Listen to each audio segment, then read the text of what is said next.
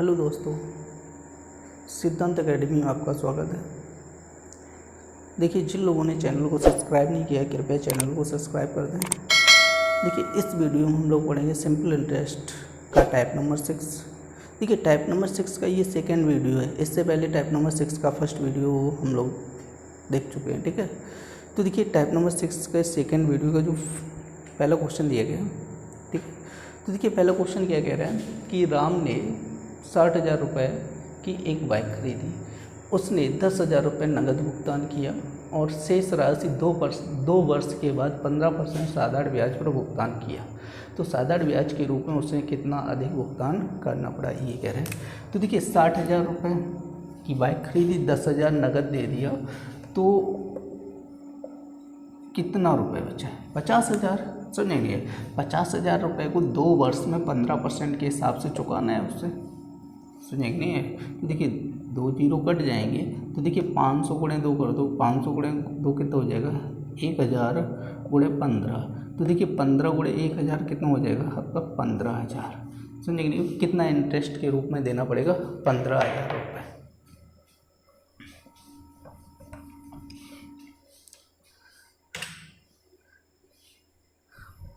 देखिए, next question क्या कह रहा है कि 12 वर्ष के एक लड़के के लिए न्यास के अधीन 1 लाख रुपए छोड़ जाते हैं, ठीक है। न्यासी राशि को 6% प्रति वर्ष का निवेश कर देता है और अवयस्क लड़के को जेब खर्च के लिए प्रति वर्ष के अंत में, ठीक है, 25 रुपये देते हैं। न्यास का खर्च 500 रुपये प्रति वर्ष आता है। अवयस्क लड़के को 18 वर्ष की आयु में होने पर उसे कितनी राशि सौंपी जाएगी, ठीक है।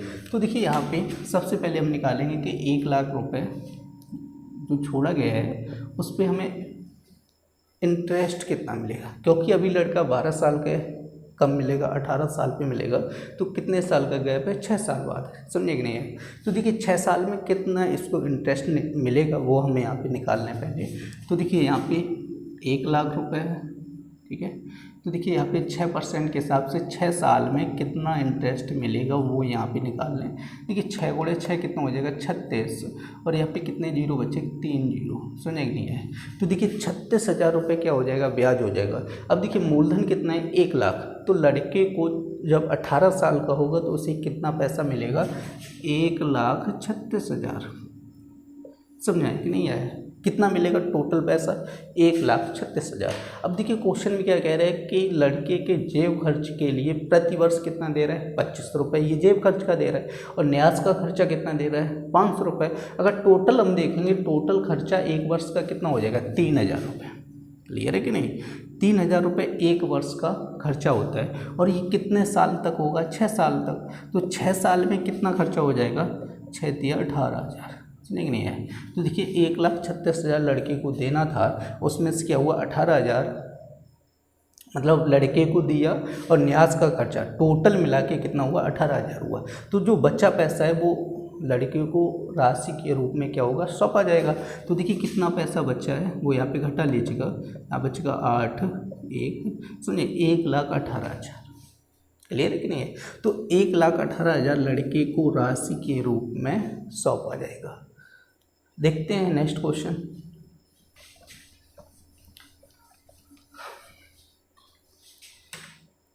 देखिए क्वेश्चन नंबर 13 क्या कह रहे हैं? किसी धनराशि पर 2/1/4 वर्ष के अंत में 2/2/3 प्रतिशत वर्ष की दर से दे बट्टा 78 रुपये राशि की याद कीजिएगा, ठीक है।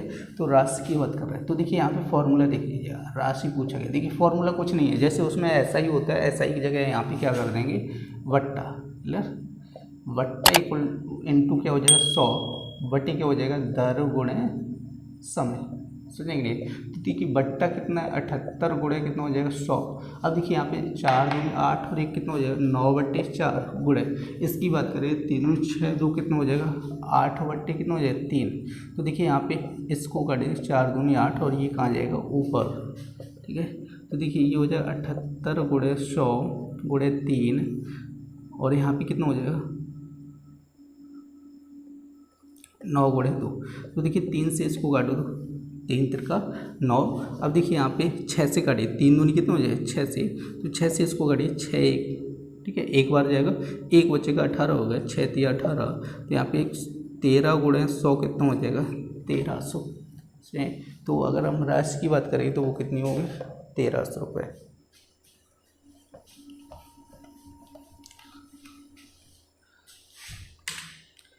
देखिए नेक्स्ट क्वेश्चन क्या कह रहा है कि राम ने एक धनराशि किसी कंपनी में 12%, ठीक है, प्रतिशत साधारण ब्याज की दर से 4 वर्ष के लिए जमा की और समान राशि एक बैंक में 15% के साधारण ब्याज की दर से 5 वर्ष के लिए जमा की। यदि दोनों स्रोतों से प्राप्त ब्याज में 1350 रुपये का अंतर हो तो प्रत्येक मामले में जमा की गई राशि बताइएगा।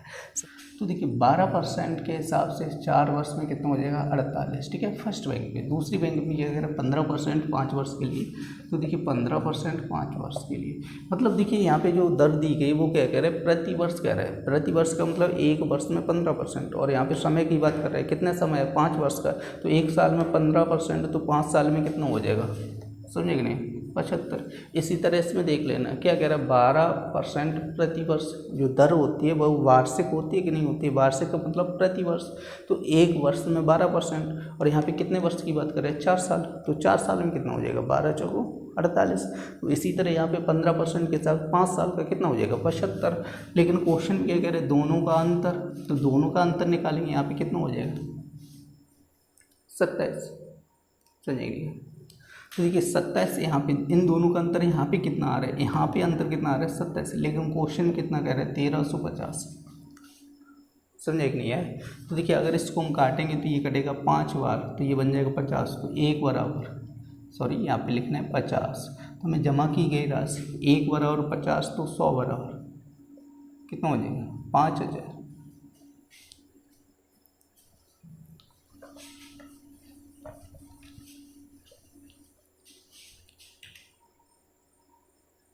देखिए नेक्स्ट क्वेश्चन क्या है, क्या कह रहे हैं एक साहूकार 10% साधारण ब्याज की दर से धन उधार देता है। हालांकि यदि वह 1 वर्ष के लिए धन उधार देता है तो ब्याज अग्रिम रूप से लेता है, तो वास्तव में वह कितने, ठीक है, दर पर धन, तो मान के चलिएगा जो धन लिया है, ठीक है, मूलधन मान लीजिएगा कितना था 100 रुपये मान लीजिएगा, ठीक है।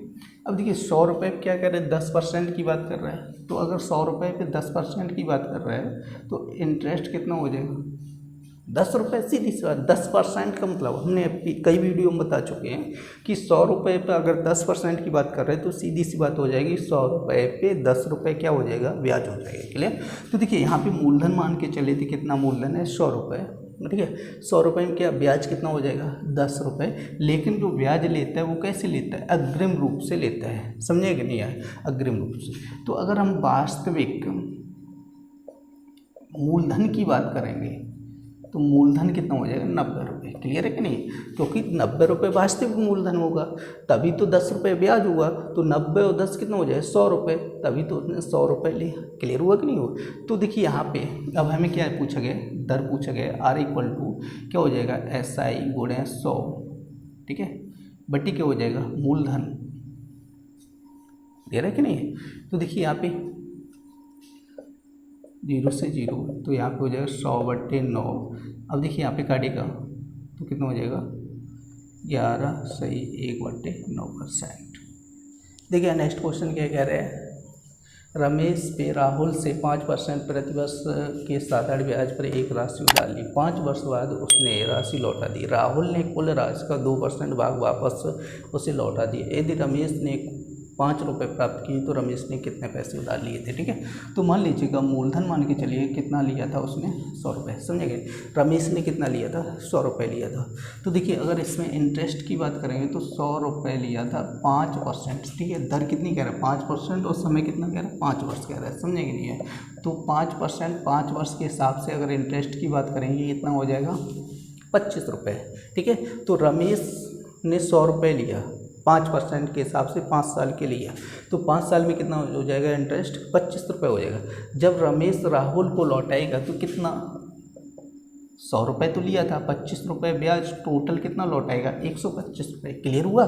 तो देखिए जब 125 रुपये हुआ तो रमेश राहुल को लौटाने के लिए कितने रुपये गया 125 रुपये, ठीक है। तो राहुल ने क्या किया 125 रुपये लिए, उसके बाद क्या किया राहुल ने कुल राशि का 2% भाग उसे लौटा दिया, मतलब 2% भाग किसको वापस कर दिया, रमेश को। तो कुल राशि कितनी थी, 125 रुपये, इसका 2% भाग किसको लौटा दिया, रमेश को वापस कर दिया। तो देखिए 2% इसका निकालेंगे, 2500 गुणे 25 पंचे 125, 25 चौको 100, 2 से काटेंगे, 2 दूनी 4, तो देखिए ऊपर बचेगा 5/2, समझेंगे नहीं है। तो राहुल ने रमेश को कितना वापस किया, 5/2, लेकिन रमेश को कितना मिला, 5 रुपये।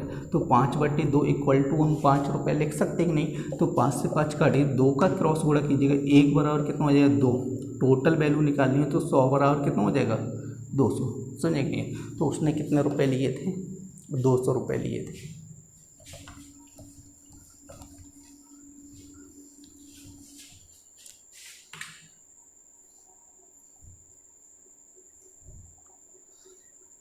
देखिए क्वेश्चन नंबर 17 क्या कह रहे हैं कि 28 रुपये की एक धनराशि इस तरह 2 भागों में बांटी जाती है कि दोनों भागों को बराबर ब्याज मिलता है। ठीक है, दोनों भागों पे क्या कह रहा है, इंटरेस्ट क्या कह रहा है, बराबर इंटरेस्ट मिलता है। यदि पहले भाग को 5 वर्ष के लिए 9% ठीक है दिया गया, दूसरे भाग को 6 वर्ष के लिए 10% भी दिया गया। तो देखिए यहाँ पे 2 भाग किए गए, फर्स्ट और सेकेंड, क्लियर है। अब देखिए यहाँ पे दोनों पे जो ब्याज मिल रहा है वो क्या है, इक्वल है। तो हम क्या करेंगे, देखिए 5 वर्ष के लिए 9%, तो 1 साल में 9%, तो 5 साल में कितनी हो जाएगी, 45, पहला भाग हो गया, क्लियर है। दूसरा क्या है, 6 वर्ष के लिए 10%, 10% मतलब 1 साल में 10%, तो 6 साल में कितनी हो जाएगी, 60, ठीक है। तो अब देखिए इसको काटिएगा, 45, 4, 3 अनुपात क्या हो जाएगा, 4। ये तो ब्याज का अनुपात आया ना, हमें क्या चाहिए, मूलधन, ठीक है। इसका जस्ट उल्टा क्या बन जाएगा, मूलधन, क्लियर है कि नहीं है, क्या बन जाएगा, मूलधन। तो देखिए कुल मूलधन कितना हो गया, 4 और 3 7 हो गया, तो 4 3 7, लेकिन क्वेश्चन में कुल मूलधन कितना है, 2800 रुपये। क्वेश्चन में कितना मूलधन है, 2800 रुपये। तो 7 इक्वल टू 2800 हम लिख सकते हैं। तो 7 से काटेंगे, 7 चौको 28, 400, 1 बराबर कितना हो जाएगा, 400 रुपये, क्लियर, 1 बराबर 400। अब हम सभी के भाग निकाल सकते हैं। अगर पहले भाग की बात करेंगे तो 4, 1 बराबर 400, तो 4 बराबर कितना हो जाएगा, 1600। अगर हम सेकेंड भाग की बात करेंगे तो 1 बराबर 400, तो 3 बराबर कितना हो जाएगा, 1200। तो सभी भागों की बात कर रहा था, दोनों भाग निकल के आ गए, 1600 और कितना होगा, 1200 होगा।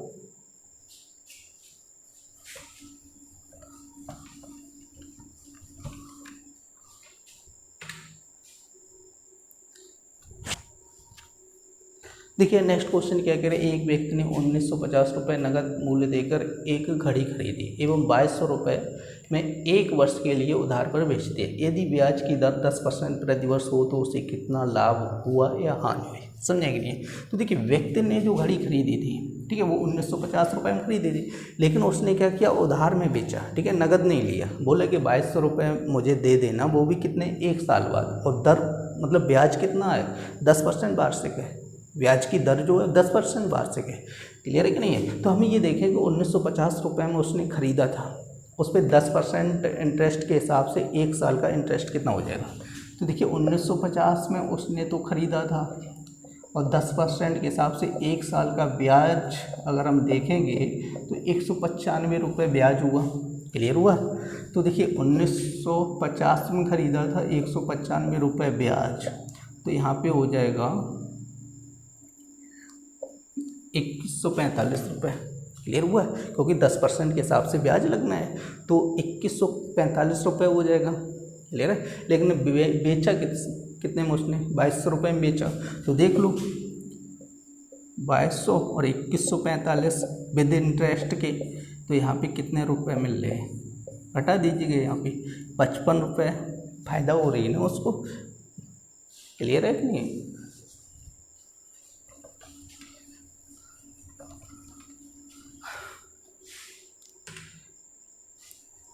देखिए नेक्स्ट क्वेश्चन 19 नंबर के, अगर 4,000 रुपये की राशि 2 हिस्सों में कर्ज पर दी जाती है, एक भाग पे 8%, दूसरे पे 10%।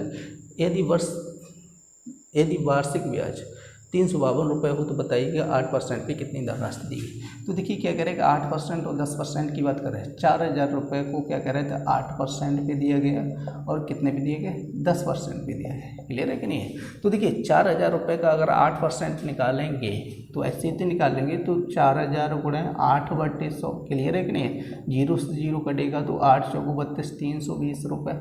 यहाँ पे अगर हम ब्याज की बात करेंगे तो कितना हो जाएगा 320। इसी तरह यहाँ पे ब्याज की बात करेंगे कितना हो जाएगा ₹400। 8% पे ब्याज हो रहा है 320, 10% पे ब्याज हो रहा है ₹400, लेकिन कुल मिला के अगर ब्याज की बात करेंगे कितना हो रहा है 352। ठीक है, कितना हो रहा है 352 कुल मिला। क्वेश्चन क्या कह रहा है, कुल ब्याज की बात कर रहे हैं, ₹352 कुल ब्याज हो रहा है। अब देखिए इस टाइप से कई क्वेश्चन मैंने लगाए, क्रॉस करके इसको घटा लीजिएगा।